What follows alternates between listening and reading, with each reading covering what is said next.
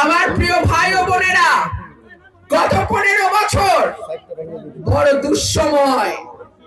গত 15 বছর একটা এমপি নির্বাচন তো দূরেই থাকুক, একটা ইউনিয়ন পরিষদের মেম্বারও আমরা ভোট দিয়ে নির্বাচিত করতে পারি নাই।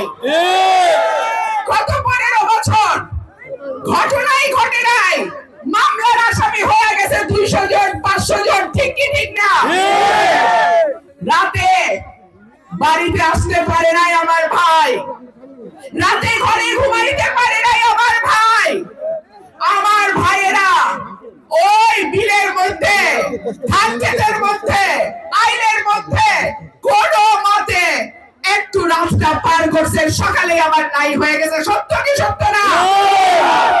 আমার ভাইয়েরা মোবাইল ফোন অন রাখতে পারে নাই। পুলিশ প্রশাসন এই মোবাইল ফোন দিয়ে ট্র্যাক করে করে আমার ভাইদেরকে ধরছে।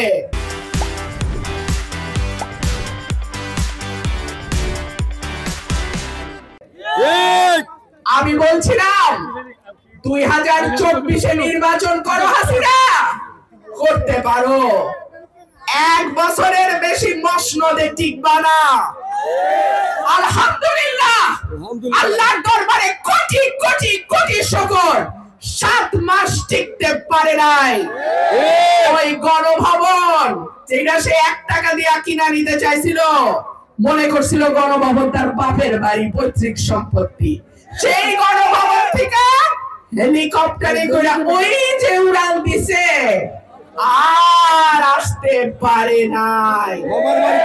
এবং আমরা যদি ঐক্যবদ্ধ থাকি, আমরা যদি একত্রে থাকি, আমরা যদি সঠিক মানুষকে রাজনীতিতে নির্বাচিত করতে পারি, ইনশাআল্লাহ বাংলাদেশে আর দ্বিতীয় হাসিনা আমরা তৈরি হইতে দিব না।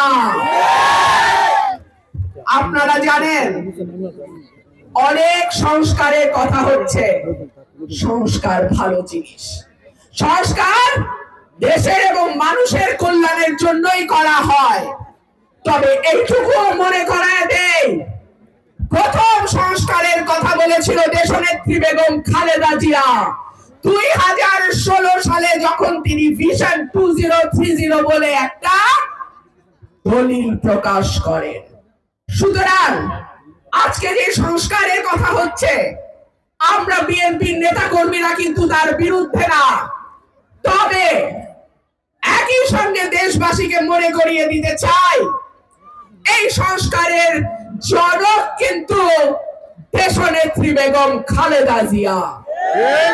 এবং তারপরে বিএনপির যিনি কান্ডারি, শহীদ প্রেসিডেন্ট জিয়াউর রহমান এবং দেশনেত্রী বেগম খালেদা জিয়ার পুত্র জনাব তারেক রহমান, তিনি কিন্তু সংস্কারের 31 দফা ঘোষণা করেছেন। সুতরাং সংস্কার নিশ্চয়ই হবে, তবে সেটা মানুষের প্রতিনিধিদের দ্বারা। ভাইরা আমার, বিএনপির অ্যাক্টিং চেয়ারম্যান জনাব তারেক রহমান একটা কথা কিন্তু হুঁশিয়ারি দিয়ে বলে দিয়েছেন। তিনি বলেছেন, আমাদের এখন আওয়ামী লীগ চোখে দেখা যায় না, দৃশ্যমান কোন শত্রু নাই, তবে অদৃশ্য শত্রু আছে। যারা জনপ্রিয় হয়, বিএনপির মতন বৃহত্তম রাজনৈতিক দল হয়, জনগণের দল হয়, সেই দলকে ভাঙা যায় না, পরাজিত করা যায় না, কিন্তু তার পিছনে শত্রু থাকে।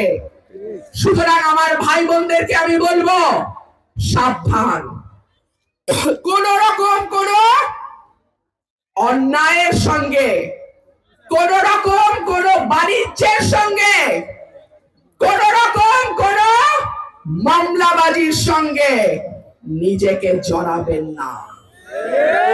মনে রাখবেন, মানুষ কিন্তু কিছু ভোলে না। আজকে মানুষে 1 হাত পানির তলে ফেলবেন, কালকে মানুষ আপনার 100 হাত পানির তলে নিয়ে যাবে। মনে রাখবেন, বিএনপি কিন্তু এখনো ক্ষমতায় আসে নাই। আমার ভাই বলছে কথা বলার সময় চোখ যেন মাটির দিকে থাকে। মানুষের মন জয় করবেন, মানুষের ভালোবাসা নেবেন। বহুত চেষ্টা হয়েছে বিএনপির মটকানোর, ভাঙ্গার, পারছে? বহুত লোক দেখাইছে, একটা দুইটার বাইরে এই কোটি মানুষের দল থেকে কাউরে ছুড়াইতে পারছে? সুতরাং এখন যারা হাইব্রিড কাউয়ার মতন কাকা কাকা করে, তাদেরও বলি বিএনপি কিন্তু দিন শেষে সাচ্চা প্রেমিকের দল। এটা 17 বছরে বিএনপি প্রমাণ করছে। যখন বিএনপির দুঃসময়, খুব দুঃসময়, আমি বলছিলাম বিএনপি করতে কলিজা লাগে, কলিজা ছাড়া বিএনপি গরম যায় না। বিএনপি করলে মামলা খাইতে হয়, হামলা হয়, বাড়ি ভাঙে, উঠায় লয়ে যায়, চাকরি চলে যায়, ব্যবসা চলে যায়, নানান রকম। কিন্তু বিএনপি করতে কলিজা লাগে। যাদের কলিজা আছে বিএনপি তাদের দল। বিএনপি নিয়ে ষড়যন্ত্রের চেষ্টা করবেন না। অতীতেও কেউ সফল হয় নাই, এখনো কেউ সফল হবে না ইনশাআল্লাহ।